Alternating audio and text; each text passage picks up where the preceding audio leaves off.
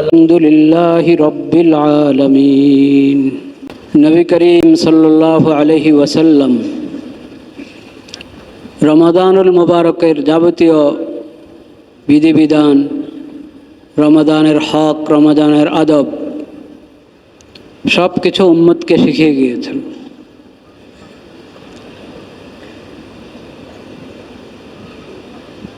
রমজানের যেরকম রোজা রমাদানের বিশেষ আমল, দিনের রোজা, ফরজ রোজা, রোজার সমস্ত বিধিবিধান,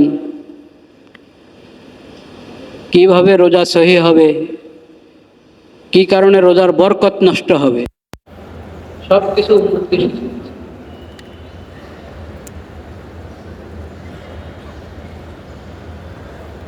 একটা হলো রোজা সহি হওয়া, এটা তো আমরা জানি, বুঝি। কি কারণে রোজা ভেঙে যায়? রোজা হবেই না। যেমন পানি পান করলো ইচ্ছা করে, রোজার নিয়ত করেছে, আবার পানিও পান করছে, মনে আছে আমি রোজা, তাও পানি পান করছে, তো রোজা হবে না, রোজা নষ্ট হয়ে গেল। এবং ইচ্ছা করে এরকম করলে কাফারাও আসবে। একটা হলো রোজা সহি হওয়া, এই মশালাটা মাশাআল্লাহ আমাদের জানাও আছে, আমরা চর্চাও করি। আর একটা হলো রোজা সহি হওয়ার সঙ্গে সঙ্গে বরকতপূর্ণ হওয়া, এটার আমরা চর্চা কম করি। আমাদের রোজাটা সহিও হতে হবে, শুদ্ধ হতে হবে রোজা, সাথে সাথে রোজাটা বরকতপূর্ণ হতে হবে। যেমন আমরা ওইসব কাজ থেকে বিরত থাকব যার কারণে রোজা ভেঙে যায়, নষ্ট হয়ে যায়, রোজা সহি হয় না, ওইসব কাজ থেকে বিরত থাকা যেমন জরুরি, রোজার বরকত পেতে হলে, রোজার ফায়দা পেতে হলে ওইসব কাজ থেকে বিরত থাকতে হবে যেগুলোর কারণে রোজার বরকত নষ্ট হয়ে যায়। যদিও রোজা একবারে নষ্ট হয়ে যায় না, ভেঙে যায় না, কিন্তু রোজার বরকত নষ্ট হয়ে যায়, ওইসব কাজ থেকে বিরত থাকতে হবে। কি কারণে রোজার বরকত নষ্ট হয়? রোজার দ্বারা যে আমরা যে ইমানি ফায়দা পেতাম, সেই ইমানি ফায়দা আর পাওয়া যাচ্ছে না, রোজার বরকত পাওয়া যাচ্ছে না। কি কারণে? নবী করিম সাল্লাল্লাহু আলাইহি ওয়াসাল্লাম এই বিষয়ে অনেক হাদিস ইরশাদ করেছেন। একটি হাদিসে বলেছেন, মাল্লাম ইয়াদা কাউল আয-যুরি ওয়াল আমালা বিহি ওয়াল জাহলা ফালাইসা লিল্লাহি হাজাতুন আন ইয়াদা তাআমাহু ওয়া শারাবাহু। সহিহ বুখারীতে বর্ণিত হয়েছে হাদিসটি। নবী করিম সাল্লাল্লাহু আলাইহি ওয়াসাল্লাম বলেছেন, যে ব্যক্তি মিথ্যা কথা ছাড়ল না, জবানের গুনাহ ছাড়ল না, গুনার কাজ ছাড়ল না, এবং মূর্খসুলভ আচরণ উচ্চারণ ছাড়ল না, তিনটা কথা, জবানের গুনাহ ছাড়ল না, গুনার কাজ ছাড়ল না, এবং মূর্খসুলভ আচরণ, গাল মন্দ, গীবত, শিকায়েত, অন্যের সাথে খারাপ ব্যবহার,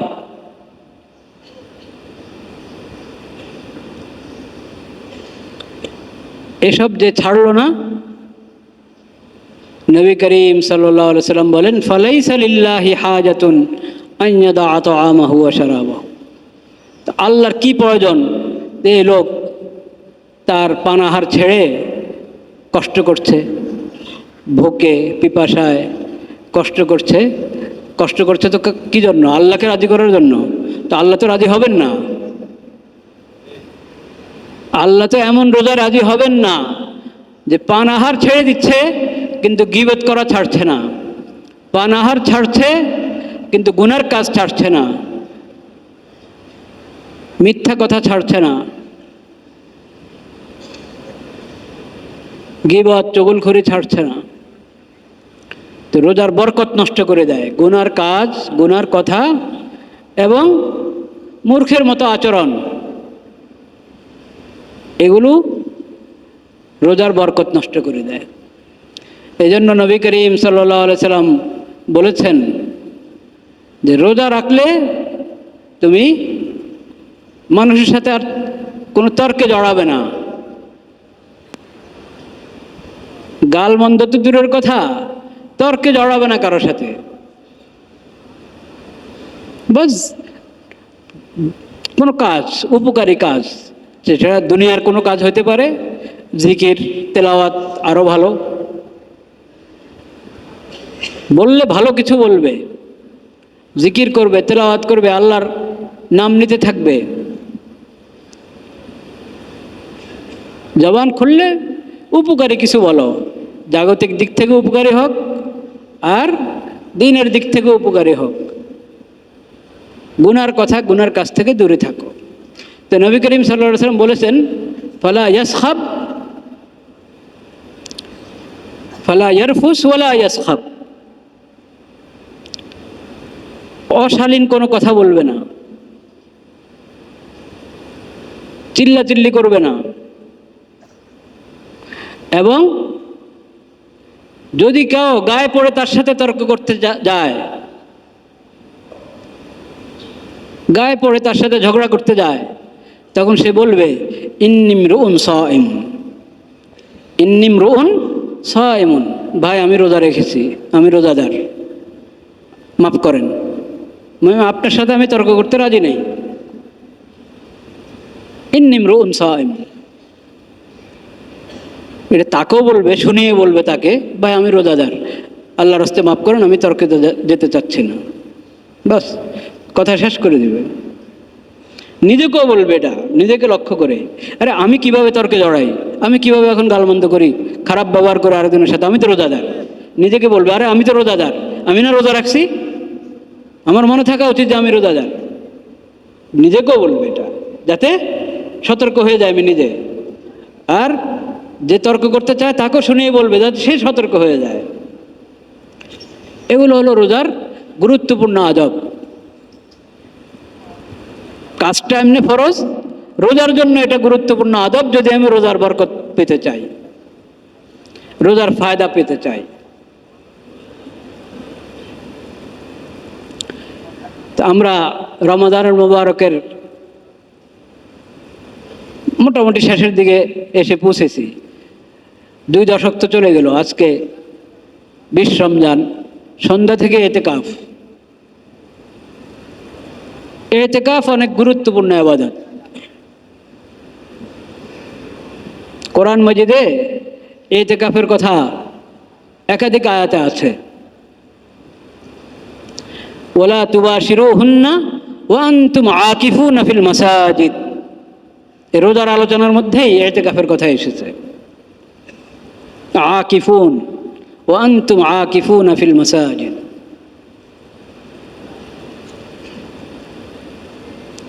এবং এটা শুধু নবী করিম সাল্লাল্লাহু আলাইহি সাল্লামের শরীয়তের মধ্যেই সর্বশেষ শরীয়ত, যেই আসমানি শরীয়ত, এই শরীয়তে আল্লাহ তাআলা এই বিধান দিয়েছেন তা না, আগের শরীয়তও ছিল। রোজা যেমন আগের উম্মতের উপরে ছিল, এতেকাফও ছিল। ইব্রাহিম আলাইহিস সালাম এবং ইসমাইল আলাইহিস সালামকে আল্লাহ তাআলা বাইতুল্লাহ বিষয়ে যখন হেদায়েত দিয়েছেন, সেখানেও এতেকাফের কথা এসেছে। তাহহিরা বাইতিয়া লিত-তাইফিনা ওয়াল আকিফিন, বাইতুল্লাহ শরীফ, মসজিদে হারামকে পাক পবিত্র, পরিষ্কার পরিচ্ছন্ন রাখার নির্দেশ দিয়েছেন আল্লাহ তাআলা। কাদের জন্য? যারা তওয়াফ করতে আসবে তাদের যাতে সুবিধা হয়, এবং যারা ইতিকাফ অবস্থান করবে এই মসজিদে তাদের যাতে সুবিধা হয়, কষ্ট না পায় তারা, সেজন্য। তো এই ইতিকাফ অনেক গুরুত্বপূর্ণ ইবাদত। এই ইতিকাফ হয় একমাত্র কার জন্য? আল্লাহর জন্য। কোথায়? মসজিদে। ইতিকাফের মূল জায়গা হলো জামে মসজিদ, পাঞ্জেগানা মসজিদ, যেখানে জুমা হয় না। যদি জামে মসজিদ কাছে পাচ্ছে না কাউ, যদিও এখন এটা বিরল। এখন তো সব জায়গায় মসজিদ বলতে এখন জামে মসজিদ, শুধু পাঞ্জেগানা মসজিদ খুঁজে পাওয়া এখন মুশকিল। মসজিদ যত ছোট্ট হোক সবাই জরুরি মনে করে যে আমার মসজিদটা জামে মসজিদ হতে হবে। এটা কিন্তু মূল নিয়ম না। মূল নিয়ম হলো জামে মসজিদের সংখ্যা কম হবে, পাঞ্জেগানা মসজিদের সংখ্যা বেশি হবে। যাক, এখন কিছুটা ওজোরের কারণে, কিছুটা আমাদের অবহেলার কারণে দেখা যাচ্ছে সব মসজিদে জামে মসজিদ। তো যদি কোথাও এরকম থাকে পাঞ্জেগানা মসজিদ, সেখানে এতেকাফ করবে। যদি কষ্ট হয়ে যায় দূরের মসজিদে যেতে, তখন জুমার জন্য আবার যেতে হবে জামে মসজিদে, জুমা পড়ে আবার চলে আসবে পাঞ্জেগানা মসজিদে। তো এতেকাফের জায়গা মসজিদ। গত জুমা আমি বলেছিলাম মা বোনদের জন্য কিন্তু এতেকাফের জায়গা তাদের মসজিদ, তাদের মসজিদ। মা বোনদের মসজিদ কোনটা? ঘর। তার ঘরে একটা নির্দিষ্ট জায়গা থাকবে, ছোট্ট কামরা, বা কামরা না হোক পর্দা দিয়ে আলাগ করবে, পর্দাও না দেখ, নিয়ত করে রাখবে এটা আমার ইবাদতের জায়গা। ওখানে নামাজ পড়বে, তেলাওয়াত করবে, জিকির আজকার করবে, ওটাকে পাক পবিত্র রাখবে। ওখানে খুশবু লাগিয়ে ওই জায়গাটাকে সুন্দর করে রাখবে। ওই জায়গা তার ইবাদতের জায়গা, ওটাই তার মসজিদ। হাদিস শরীফে বলা হয়েছে এটা। তাদের ঘরের মধ্যে ইবাদতের জন্য যে জায়গা, ওটা তাদের মসজিদ। আমরা যে মসজিদে নামাজ পড়তে আসি, এই মসজিদে থেকে তাদের ওই ঘরের মসজিদে নামাজ পড়া তাদের জন্য উত্তম। আমরা জমাতের নামাজে মসজিদে যখন আসি, তাহলে কত গুণ বেশি? কত গুণ? 27 গুণ, 25 গুণ, 27 গুণ বেশি। এক ওয়াক্ত নামাজের মধ্যে আল্লাহ তাআলা 25 গুণ, 27 গুণ সওয়াব দিয়ে দিচ্ছেন। এটা মেয়েদের জন্য না। মেয়েরা যদি মসজিদের জমাতে শরীক হতে চায়, তাহলে কমতে থাকবে সওয়াব। এই সওয়াব তারা পেতে চাইলে তাদের ঘরের মসজিদে নামাজ পড়বে, তাহলে এই সওয়াব তারা পাবে।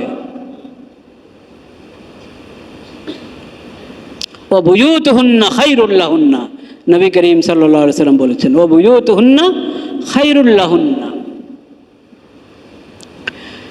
যাই হোক, তা আমি বলছিলাম তাদের এতেকাফ তাদের ঘরের মসজিদে। পুরুষদের জন্য এতেকাফের জায়গা মসজিদ।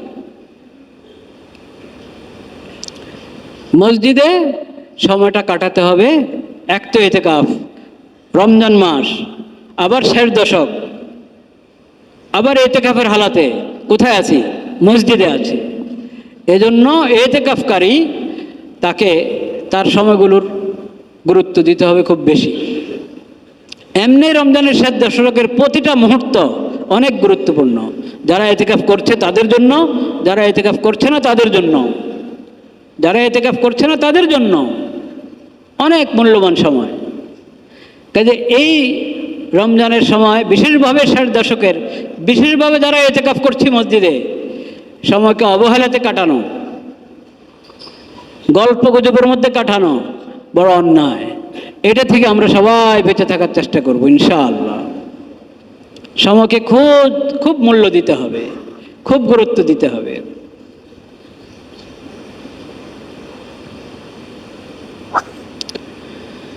লা ইলাহা ইল্লাল্লাহ, লা ইলাহা ইল্লাল্লাহ, লা ইলাহা ইল্লাল্লাহ। বিশেষ করে লাইলাতুল কদর, লাইলাতুল কদর, ইন্না আনজালনাহু ফি লাইলাতিল কদর, লাইলাতুল কদরি খায়রুম মিন আলফি শাহর।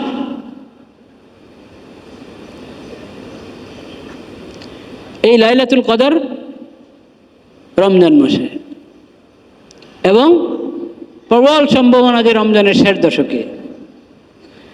এবং বেজোড় রাতগুলোর কোনো এক রাতে হওয়ার সম্ভাবনা আরও বেশি।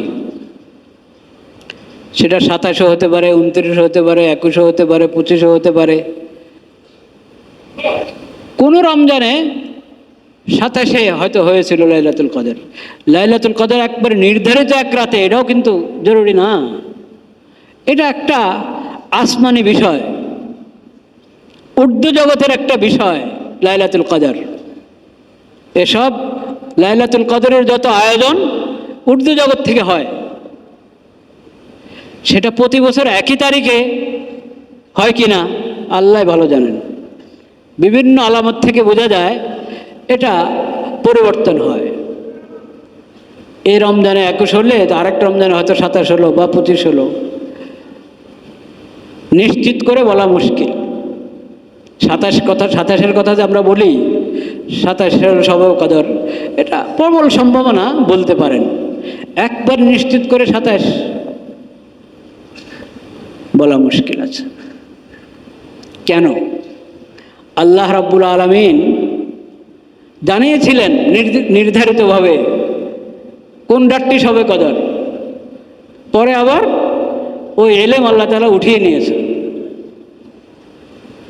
কি কারণে? ওটাও হাদিসের কিতাবে আছে, হাদিস শরীফে আছে। নবী করিম সাল্লাল্লাহু আলাইহি ওয়াসাল্লামকে জানানো হয়েছে। নবী করিম সাল্লাল্লাহু আলাইহি ওয়াসাল্লাম বলার জন্য আসছিলেন। এর সময় দুজনে ঝগড়া করছে কি নিয়ে, তখন আল্লাহ তাআলা এই এলেম আবার উঠিয়ে নিয়েছেন।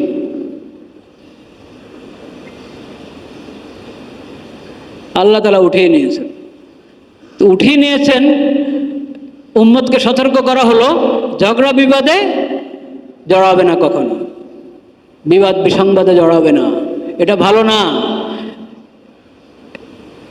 এটা কারণে একটা এলেম আল্লাহ তাআলা উঠিয়ে নিয়েছেন জমিন থেকে। এলেমের বরকত তো এটা নষ্ট করবেই।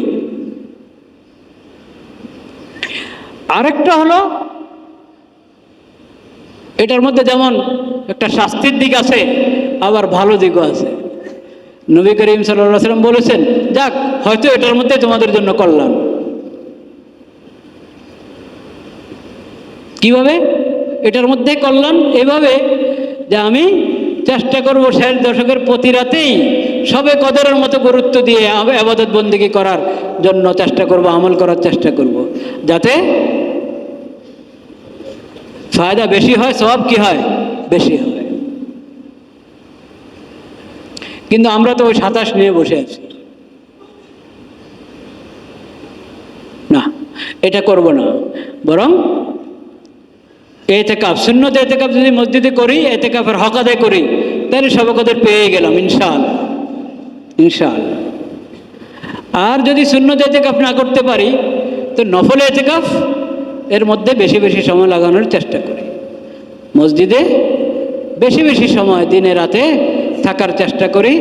কারণ শবে কদরের বরকত এবং কল্যাণ অর্জন করাও একটা ইবাদত। পেলে ভালো, শবে কদরের কল্যাণ পেয়ে গেলাম তাহলে ভালো, না হলে না তেমন সমস্যা নাই। বিষয়টা কিন্তু এমন না। বরং হাদিস শরীফে এসেছে, মান হুরিমা খাইরাহা ফাকাদ হুরিমাল খাইরা কুল্লা ফাহুয়া মাহরুম। শবে কদরের কল্যাণ যে হারালো, শবে কদরের বরকত যে হারালো, সে তো বঞ্চিত। সে কি বঞ্চিত? এজন্য আমাকে এই রাতের বরকত এবং কল্যাণ অর্জন করতে হবে।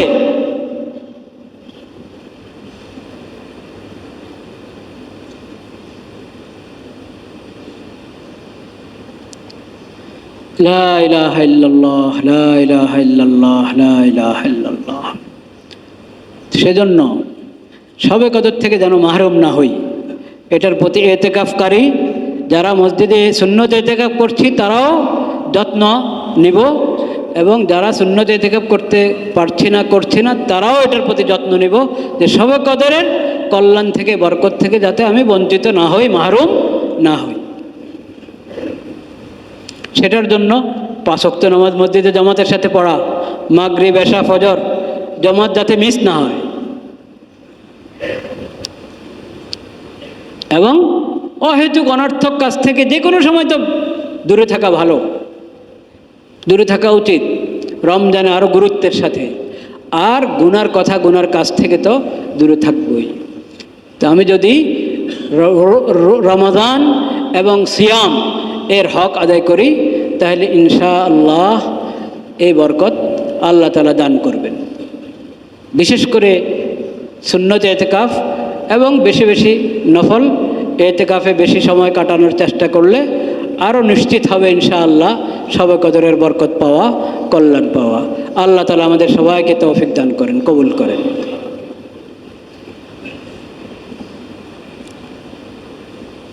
لا إله إلا الله استغفر الله استغفر الله استغفر الله رب اغفر لي وتب علي إنك أنت التواب الغفور رب اغفر لي وتب علي إنك أنت التواب الغفور رب اغفر لي وتب علي إنك أنت التواب الغفور عائشة رضي الله تعالى عنها বর্ণনা করেন, كان النبي صلى الله عليه وسلم إذا دخل العشر شد مئزره وأحيا ليله وأيقظ أهله إذا دخل العشر شد مئزره وجد وأحيا ليله وأيقظ أهله। রমজানের শেষ দশক যখন শুরু হয়ে যেত, নবী করিম সাল্লাল্লাহু আলাইহি সাল্লাম চূড়ান্তভাবে প্রস্তুত হয়ে যেতেন ইবাদত আরও বাড়িয়ে দেওয়ার জন্য। নবী করিম সাল্লাল্লাহু আলাইহি সাল্লাম রমজানের বাহিরেও ইবাদত বন্দেগী নেক আমলে থাকতেন, রমজানে আরও বেড়ে যেত। কিন্তু শেষ দশকে রমজানের প্রথম 20 দিন থেকে আরও বেড়ে যেত নবী করিম সাল্লাল্লাহু আলাইহি সাল্লামের ইবাদত বন্দেগী। একবারে কোমর বেঁধে নামতেন। সাদ্দা মিজারাহু ওয়া আহইয়া লাইলাহু, পুরো রাত জাগতেন। শেষ দশকে পুরো রাত জাগতেন। আচ্ছা, পুরো রাত জাগা অনেক গুরুত্বপূর্ণ আমল, বিশেষ করে শেষ দশকে। শর্ত আছে। শর্ত হলো ফজরের নামাজ জমাতে পড়তে হবে মসজিদে। পুরো রাত জাগলেন, সেহরি খেয়ে ঘুমিয়ে পড়লেন, ঘরে 2 রাকাত ফরজ পড়ে, সুন্নত 2 রাকাত, ফরজ 2 রাকাত পড়ে ঘরে শুয়ে পড়লেন, মসজিদে গেলেন না, জমাতে নামাজ পড়লেন না। তাহলে এভাবে রাত জাগার দরকার নেই। এরকম যার অবস্থা, সে 2-3 ঘন্টা ঘুমাবে, 2-3 ঘন্টা ঘুমাবে, কিছু বিশ্রাম করবে। কিন্তু যে পুরা রাত জাগলে কোনো সমস্যা নাই, ঠিক মতে পুরা সময়টা কাজে লাগাতে পারছে, তিলাওয়াতের মধ্যে, জিকিরের মধ্যে, তাহাজ্জুদের নামাজের মধ্যে, এবং ফজরের নামাজ আবার মসজিদে জামাতের সাথে পড়ছে, তাহলে পুরো রাত জাগবে। আর পারলে এশরাকের নামাজ পড়ে তারপরে বিশ্রাম করবে, যদি পারে। এশরাকের নামাজ পড়ে বিশ্রাম করা এটা স্বাস্থ্যসম্মতও বটে। এই ফজর পড়েই, ফজরের নামাজ তো দেরিতে হয় না, রমজানে 15-20 মিনিট পরে ফজরের জামাত হয়ে যায়, সময় হওয়ার, সেহরির শেষ সময়, আদানের সময় সেটাই। এর 15-20 মিনিট পরেই ফরজ পড়ে ফেলে, কোনো মসজিদে 10 মিনিট পরেও পড়ে ফেলে, গিয়ে শুয়ে পড়ে। তো সেহরি যদি ভাত রুটি সেহরি করা হয় আর এর পরেই সাথে সাথে শোয়া হয়, এটা স্বাস্থ্যসম্মত না। আর সকালবেলায় বরকত, নবী করিম সাল্লাল্লাহু আলাইহি সাল্লাম দোয়া করেছেন, আল্লাহুম্মা বারিক লি উম্মতি ফি বুকুরিহা, আয় আল্লাহ আমার উম্মতকে, উম্মতের সকাল, যখন সকালের মধ্যে বরকত দান করেন। সকালটা আমাদের গাফলতের মধ্যে চলে যায়। পারলে এশরাক পড়ে শোয়া, কিন্তু আপনি এশরাক পড়ে শুতে গেলে আবার আপনার ডিউটি আছে, সেখানে আপনি পৌঁছতে পারলেন না ঠিক সময়, এরকম বুজুর্গির দরকার নেই। এরকম হলে আপনি আগে শুয়ে পড়েন, যাতে ওই আপনার ডিউটি, ওটা তো জরুরি, যেটা দায়িত্ব, আপনার চাকরি করছেন, ঠিক সময় পৌঁছা, এটা ফরজ। আর এশরাক পড়ে শোয়া মুস্তাহাব। শোয়া মানে এশরাক পর্যন্ত না শোয়া, এটা মুস্তাহাব। মুস্তাহাবের জন্য ফরজ লঙ্ঘন করা যাবে? যাবে না।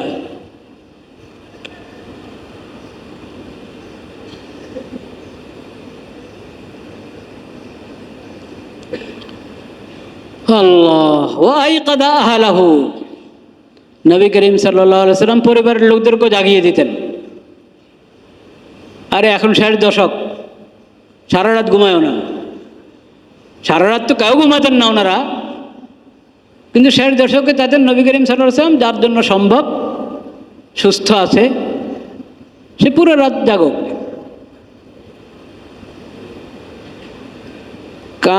কানা রাসূলুল্লাহ সাল্লাল্লাহু আলাইহি ওয়াসাল্লাম ইয়াজতাহিদু ফিল আশরিল আওয়াখির মা লা ইয়াজতাহিদু ফি গায়রিহি।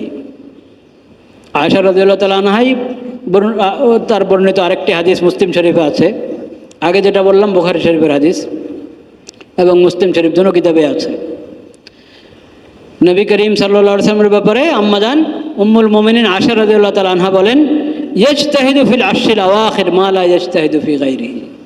শেষ দশকে নবী করিম সাল্লাল্লাহু আলাইহি ওয়াসাল্লাম অনেক বেশি মেহনত করতেন ইবাদত বন্দেগীর ক্ষেত্রে, অন্য অন্য দিনের তুলনায়, অন্য মাসের তুলনায় তো বটেই, রমজানেরও অন্য অন্য দিনগুলোর তুলনায়, রাতগুলোর তুলনায় বেশি মেহনত করতেন নবী করিম সাল্লাল্লাহু আলাইহি ওয়াসাল্লাম, বেশি মুজাহাদা করতেন ইবাদত বন্দেগীতে, তাহাজ্জুদ তিলাওয়াতে। লা ইলাহা ইল্লাল্লাহ, লা ইলাহা ইল্লাল্লাহ, লা ইলাহা ইল্লাল্লাহ।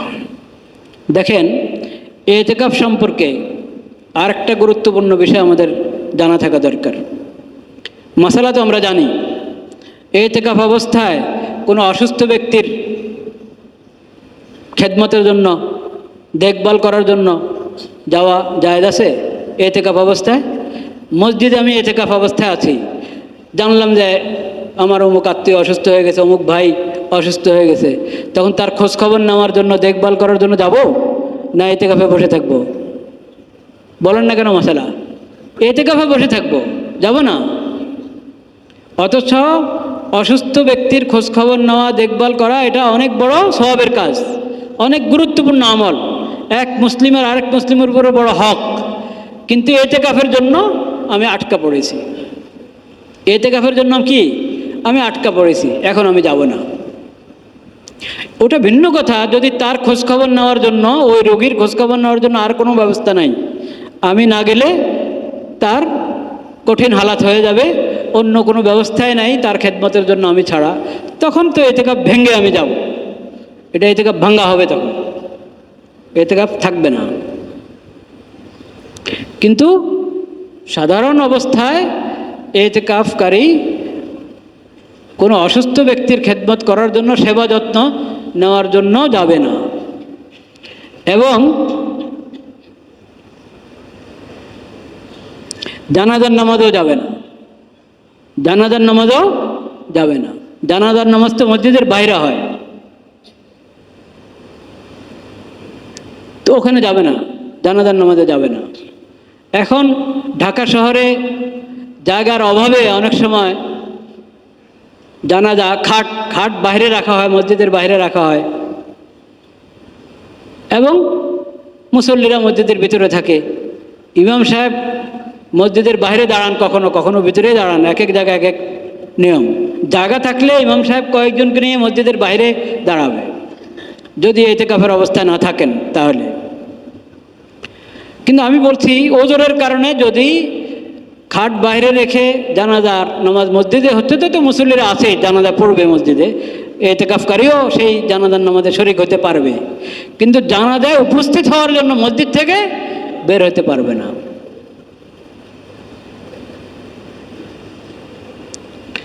তো দেখেন কত বড় গুরুত্বপূর্ণ দুইটা আমল ইতিকাফকারীর জন্য নিষেধ। তাহলে ইতিকাফকারী মসজিদ থেকে কোনো জরুরত ছাড়া মসজিদ থেকে বের না হওয়া কত বড় গুরুত্বপূর্ণ আমল, খেয়াল করেছেন? যেখানে এত বড় সওয়াবের কাজ, এটার জন্য তোমাকে মসজিদ ত্যাগ করতে হবে, মসজিদ থেকে বের হতে হবে, সেটার অনুমতি দেওয়া হয় না শরীয়তে। না, ইতিকাফ করেছো আল্লাহর জন্য, বাস এখন তুমি ওই নেক আমল পরে করবা, আগেও করেছো সামনে করবা। ইতিকাফ রেখে তুমি জানাজায় মসজিদের বাইরে গিয়ে জানাজায় শরীক হবা এবং রোগী দেখতে যাবা, এটা করো না। তাইলে আমি এই সময়গুলো মসজিদের মধ্যে কত গুরুত্বের সাথে কাটানো দরকার খেয়াল করতে পেরেছি? মসজিদ থেকে বের হবো শুধু একান্ত জরুরত, মানুষ হিসেবে তার যে সমস্ত ঠেকা জরুরত হয় সে জরুরতে বের হবে। খাবার দাবার যদি মসজিদে কেউ এনে দেওয়ার মতো না থাকে তো খাওয়াও তো মানুষের জরুরত, আগে জিন্দা থাকতে হবে। তো খাওয়ার জন্য বাসা চলে গেল, খেয়ে চলে আসলো, যদি কেউ না থাকে খাবার এনে দেওয়ার জন্য, খাবার জরুরতে মসজিদ থেকে বের হতে পারবে। কাছের ব্যবস্থা রেখে দূরে না যাওয়া, এটা হলো নিয়ম।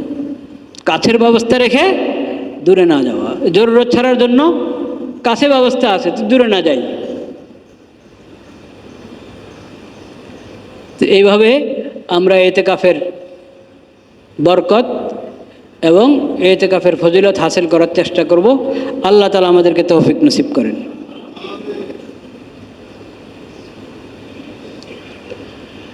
লা ইলাহা ইল্লাল্লাহ, লা ইলাহা ইল্লাল্লাহ, লা ইলাহা ইল্লাল্লাহ, লা ইলাহা ইল্লাল্লাহ।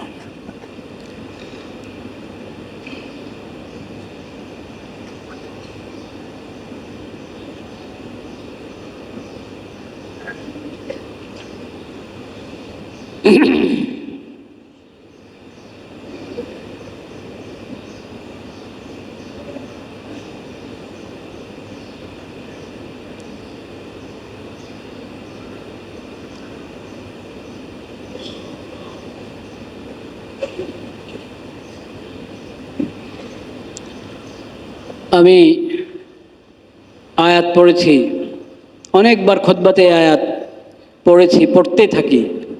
সূরাতুল হাশরের শেষের দিকের একটি আয়াত, ইয়া আইয়ুহাল্লাযীনা আমানুত্তাকুল্লাহ ওয়াল তানজুর নাফসুম মা কদ্দামাত লিগাদ ওয়াত্তাকুল্লাহ ইন্নাল্লাহা খাবীরুম বিমা তা'মালুন।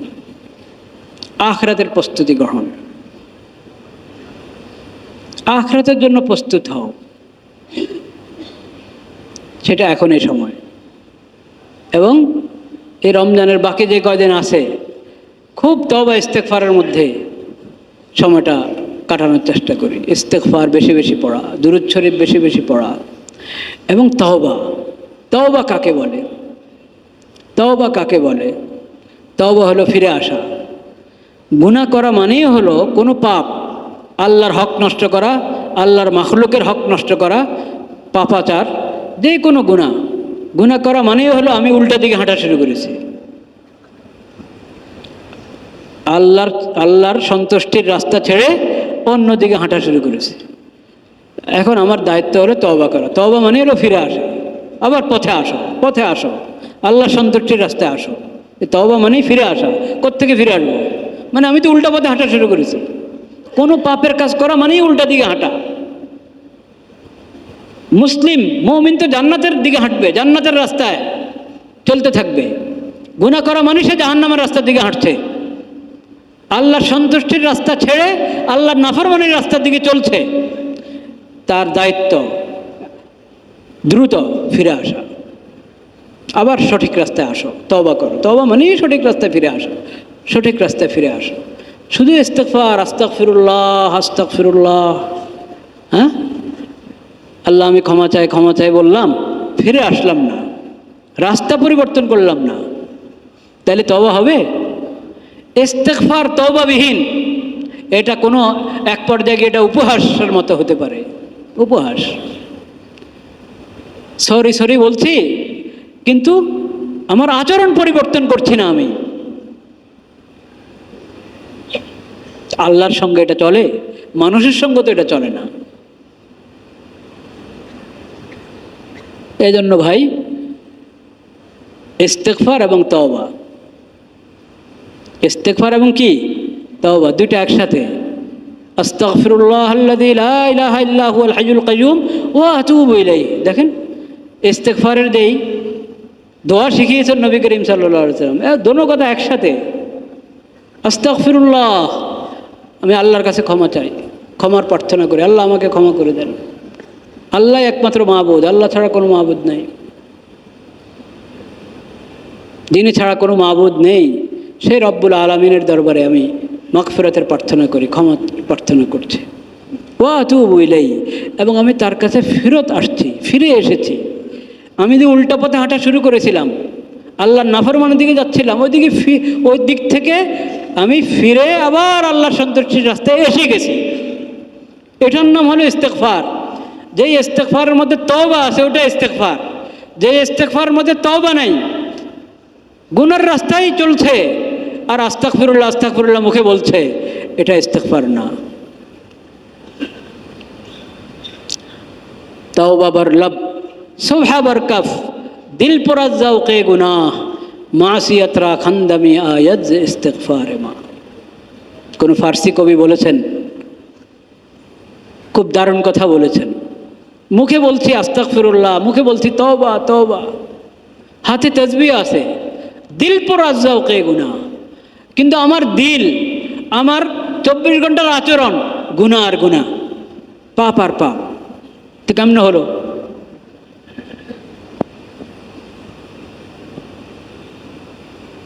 মাসিয়াতরা খান্দামি আয়াত যে ইস্তিগফারে মা। এমন করলে তখন পাপেও হাসে, পাপেও কি হাসে, ও তোর তওবা তোর ইস্তিগফার দেখছি, পাপেও হাসে। তো পাপকে আমি কি হাসতে দিব আমার উপর? না। এজন্য আমার তওবার সঙ্গে ইস্তেগফার থাকবে, আমার ইস্তেগফারের সঙ্গে কি থাকবে? তওবা থাকবে।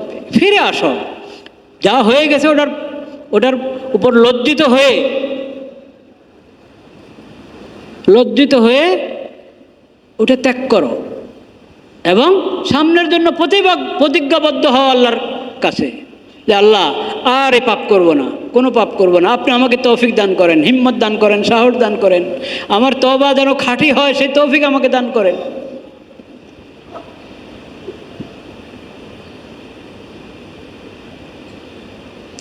আর পিছনের কাফফারা করো, তওবার পরে পিছনের কাফফারা ধীরে ধীরে করতে থাকো। যাদের হক নষ্ট করেছ তাদের হক আদায় করো। তওবার কারণে গুনাহ মাফ হয়, যদি খাঁটি তওবা হয় তাহলে গুনাহ মাফ হয়, কিন্তু আরেকজনের হক মাফ হয় না।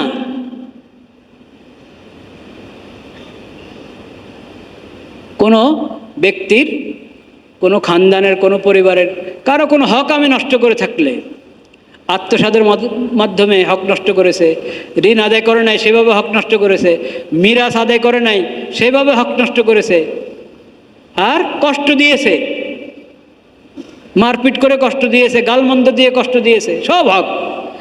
এসব হক এমন যে এগুলোর কারণে আখিরাতে নেকি হারিয়ে ফেলবো, আমি নেকি হারিয়ে ফেলবো। কারণ হকওয়ালাকে হক দুনিয়াতে না দিলে আখিরাতে দিতে হবে।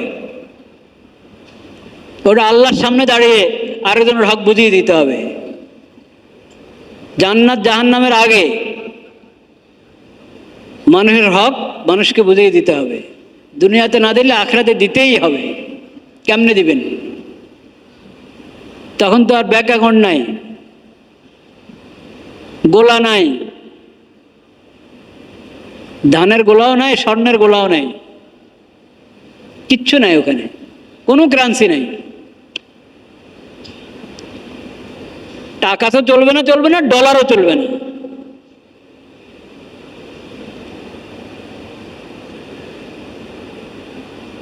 তো কোনো কারেন্সি নাই, কোনো মুদ্রা নাই, কিছু নাই, কি দিয়ে আদায় করবেন? আমল। আপনার যা নেকামল আছে ও নেকামল নিতে থাকবে। এখন একবার আরেকজনের গীবত করছি, ওটা তার কাছে ক্ষমা চেয়ে ঠিক করে নি নাই, একজনকে খামাখা একটা থাপ্পড় মারছি, খামাখা গালি দিয়েছি, ওটার জন্য আমার নেকি নিয়ে যাবে। এখন কি পরিমাণ জুলুম এর বদলায় কত নেকি নিবে সেটা আল্লাহ জানেন।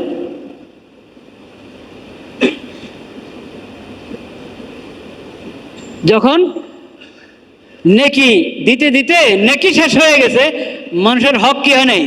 শেষ হয় নাই।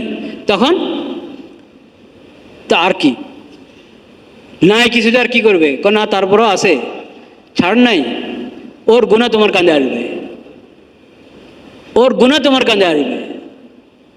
তো ওর গুনাহ হালকা হবে, নেকি তো নিল, এখন তার গুনাহ এদিকে চলে আসলে সে জান্নাতে চলে যাবে, তুমি জাহান্নামে যাবে।